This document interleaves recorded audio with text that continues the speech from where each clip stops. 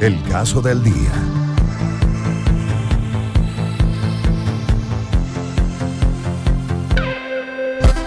En Puntos Cardinales.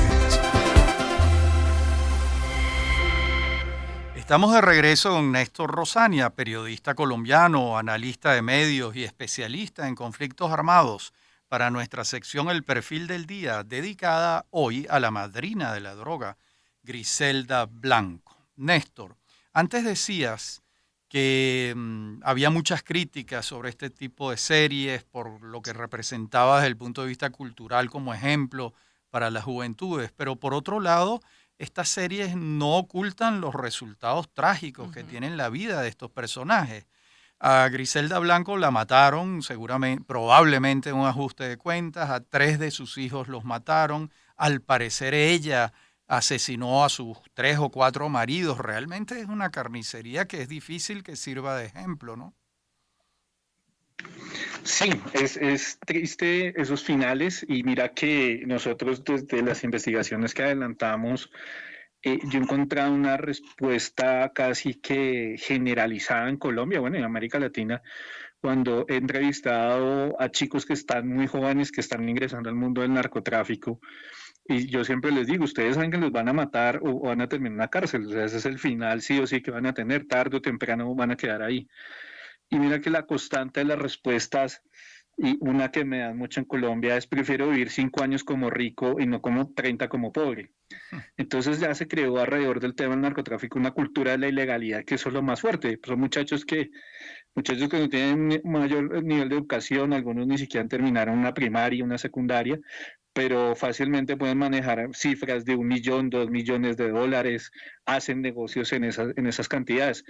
Entonces, claro, sacarlos de eso y decirles que el Estado a duras penas les puede ofrecer una educación y eso que hay que luchar, esa educación gratuita, y que no hay trabajo y que la situación económica es difícil y que muchos digamos, sin educación no pueden esperar más de un salario mínimo, que por ejemplo en el caso colombiano no son más de $300 al mes, pues evidentemente ahí está la situación difícil, ¿no? Es como la sin salida que hemos tenido en más de 50 años de guerra. Y ven que los que están viviendo esto que estamos hablando durísimo en este momento son los hermanos del Ecuador. Con todo lo que les ha pasado, nos llaman mucho y nos dicen casi como, díganos la receta mágica para que en unas semanas ya volvamos a estar en paz como éramos antes.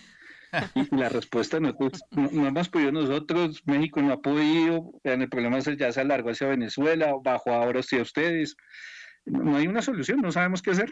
Ahora, Néstor, conversamos con Néstor Rosania, periodista colombiano, analista de medios y especialista en conflictos armados. Una vez que la justicia da con Griselda Blanco y es condenada a prisión, logra un acuerdo para reducir su condena. ¿Se sabe del impacto que pudo haber tenido esa negociación con la DEA, con las autoridades, que pudo haber cantado, como se dice en el argot de la justicia o de los juicios? Griselda, sobre todo porque ella fue quizás la predecesora de todos estos grandes nombres o figuras asociadas al narcotráfico.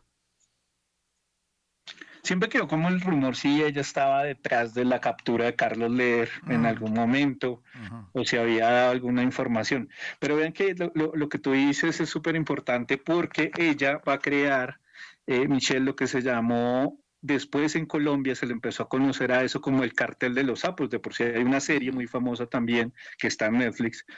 ¿Y qué es esa historia?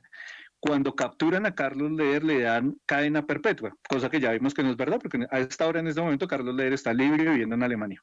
Pero en su momento, esa fue la forma de disuadir a los narcos, y de ahí Pablo Escobar sacó una famosa frase que decía, prefiero una tumba en Colombia a una cárcel en los Estados Unidos. Y de ahí en adelante, todos los narcotraficantes colombianos se volvieron los kamikazes, se hacían matar primero antes de dejarse capturar, y eso fue como esa ola de los 80, comenzando los 90.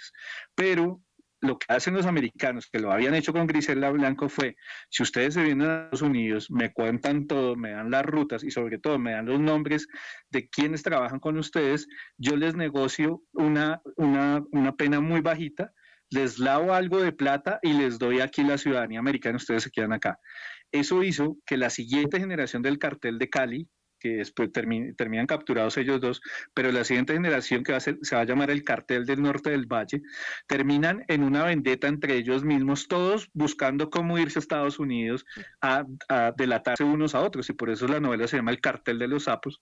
La historia la cuenta uno de ellos, de Andrés López López, alias Fresita, y comienza a contar cómo todos esos grandes capos del narcotráfico, ejemplo Wilber Varela, que terminó asesinado en Venezuela, que creó un grupo que se llama Los Rastrojos, que hoy todavía está en esa frontera colombo-venezolana, como todos terminaron entregándose y ya el premio era ir a negociar con Estados Unidos. Es tan así que Carlos Castaño, el comandante de los paramilitares, terminó asesinado por su hermano porque él también se estaba montando en ese bus del Cartel de los Sapos. Entonces, toda esa siguiente generación, que fue un baño de sangre, comenzó con Griselda Blanco.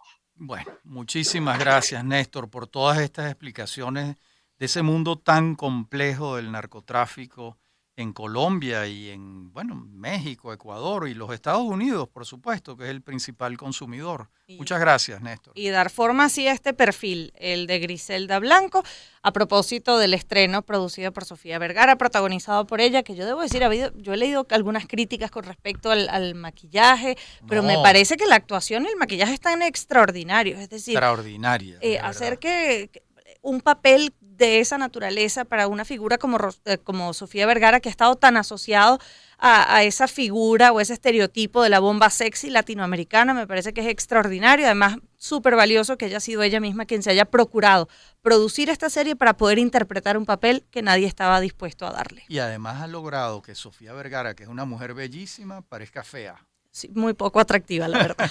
Muchísimas gracias, Néstor, por estos minutos. 4:40, nosotros escuchamos música. Buenavista Social Club con One Step Too Far.